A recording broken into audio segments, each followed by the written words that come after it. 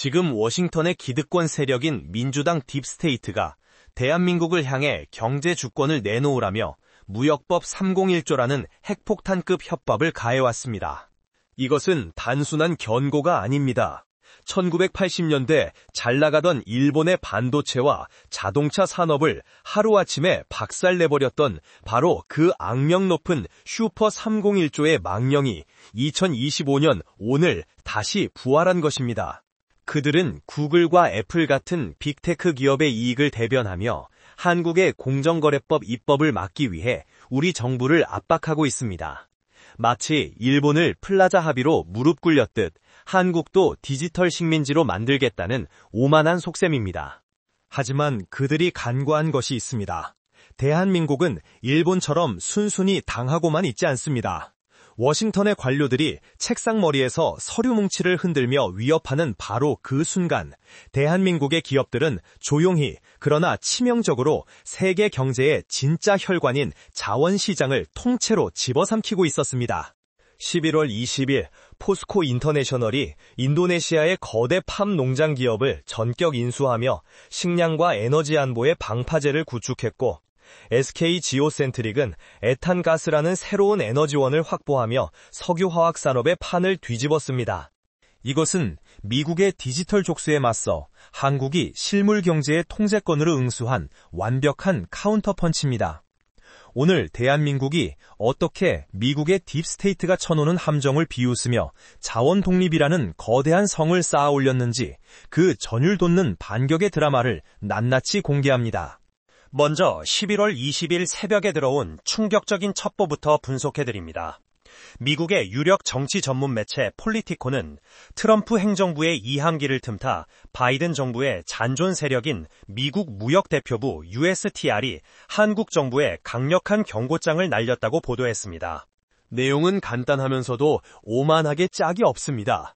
한국이 추진 중인 온라인 플랫폼 공정화법, 즉 거대 공룡 빅테크 기업들의 갑질을 막겠다는 법안을 강행할 경우 무역법 301조 조사를 개시하겠다는 것입니다. 무역법 301조가 무엇입니까? 이것은 미국 대통령이 불공정 무역국이라고 찍은 나라에 대해 관세 폭탄과 수입 제한을 마음대로 때릴 수 있는 보복 조치입니다. 과거 1980년대 전 세계를 호령하던 일본의 전자산업과 반도체 산업을 초토화시키고 일본을 잃어버린 30년의 나락으로 떨어뜨린 것이 바로 이 법안이었습니다. 워싱턴의 딥스테이트 세력은 지금 한국을 제2의 일본으로 만들겠다고 으름장을 놓고 있는 것입니다. 그들은 겉으로는 자유무역을 외치지만 실상은 자국 빅테크 기업들의 독점을 유지하기 위해 동맹국의 사법주권마저 유린하려 하고 있습니다. 하지만 대한민국 재계의 움직임은 그들의 예상 시나리오를 완전히 벗어났습니다.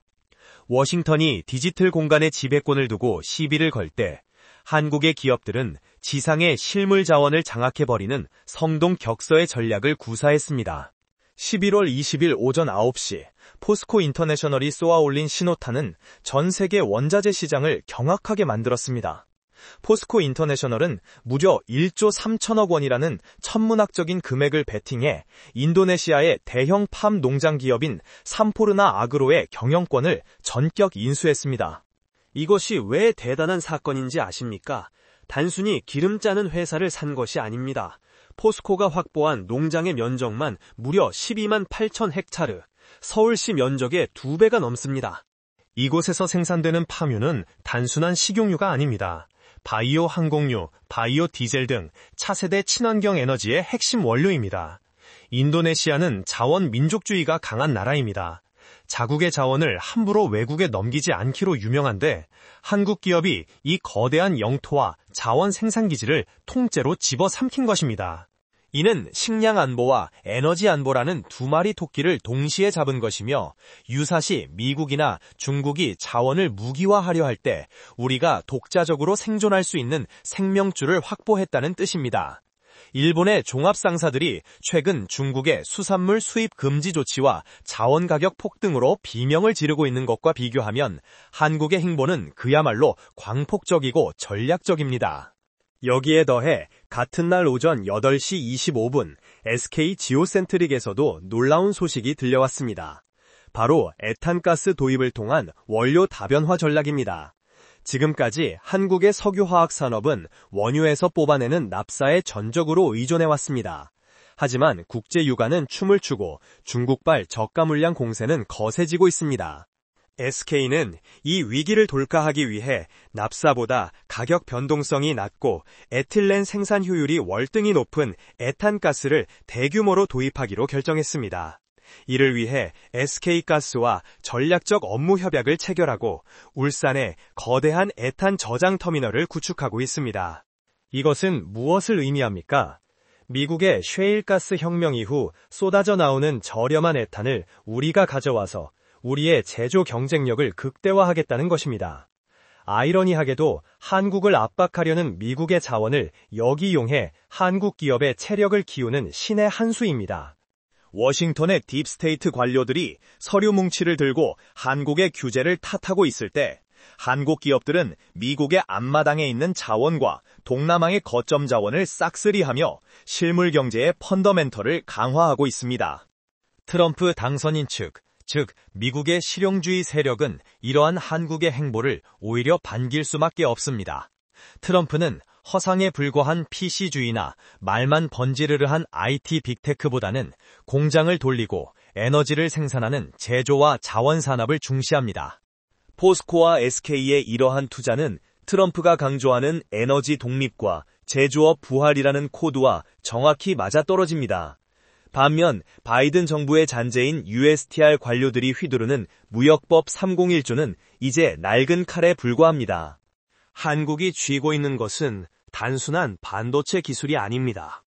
인도네시아의 광활한 팜 농장에서 나오는 바이오 에너지와 울산 항만으로 들어오는 막대한 에탄가스, 즉 국가를 움직이는 진짜 연료를 한국이 통제하기 시작했다는 것입니다.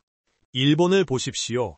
11월 20일 니케이 아시아 보도에 따르면 일본은 지금 장어 가격 폭등과 중국의 무역 보복으로 식탁 물가조차 지키지 못해 허덕이고 있습니다. 외교적 고립과 자원 빈국이라는 한계에 부딪혀 꼼짝달싹 못하고 있습니다. 반면 한국은 어떻습니까? 대우건설 정원주 회장은 태국 총리를 만나 KCT 건설을 논의하고 포스코는 인도네시아의 땅을 샀으며 SK는 글로벌 에너지 공급망을 재편하고 있습니다. 이것은 단순한 기업 활동이 아닙니다. 미국이 디지털 규제로 우리를 올가매려 해도 우리가 가진 실물 자산과 제조 역량이 너무나 막강해서 함부로 건드릴 수 없는 고슴도치 전략을 완성한 것입니다. 워싱턴의 딥스테이트는 한국을 자신들의 하청기지쯤으로 생각했을지 모릅니다. 하지만 그들이 한국을 압박하기 위해 무역법 조사를 운운하는 동안 한국은 이미 그들의 통제 범위를 벗어나 독자적인 자원 제국을 건설하고 있습니다. 1조 3천억 원을 쏟아부은 포스코의 결단은 단순히 돈을 버는 것이 아니라 대한민국의 주권을 돈으로 산 것과 다름없습니다. SK의 에탄 도입은 단순한 원가 절감이 아니라 에너지 패권 전쟁에서 살아남기 위한 처절하고도 영리한 몸부림입니다. 결론입니다. 미국의 쇠락해가는 민주당 딥스테이트 세력은 무역법 301조라는 녹슨 칼을 빼들고 대한민국을 위협했습니다. 하지만 대한민국은 겁먹지 않았습니다. 오히려 우리는 보란듯이 인도네시아의 거대 자원을 인수하고 차세대 에너지 공급망을 선제적으로 장악하며 자원 독립이라는 가장 강력한 방패를 들어올렸습니다. 포스코 인터내셔널의 팜 농장 인수와 SK 지오센트릭의 에탄 확보는 한국이 더 이상 강대국의 눈치나 보는 변방의 국가가 아님을 증명했습니다. 우리는 디지털 공간의 주권을 지키기 위해 실물 경제의 영토를 확장하는 지혜를 발휘했습니다. 트럼프의 실용주의 시대, 진짜 힘은 문서 조각이 아니라 에너지와 식량, 그리고 제조 역량에서 나옵니다. 그리고 그 모든 키를 지금 대한민국이 쥐기 시작했습니다. 세계는 지금 위기에 빠진 일본이 아니라 위기를 기회로 바꾼 한국을 주목하고 있습니다. 흔들리지 않는 자원 강국 대한민국, 그 가슴 벅찬 미래를 응원하신다면 지금 바로 구독과 좋아요를 눌러주십시오. 감사합니다.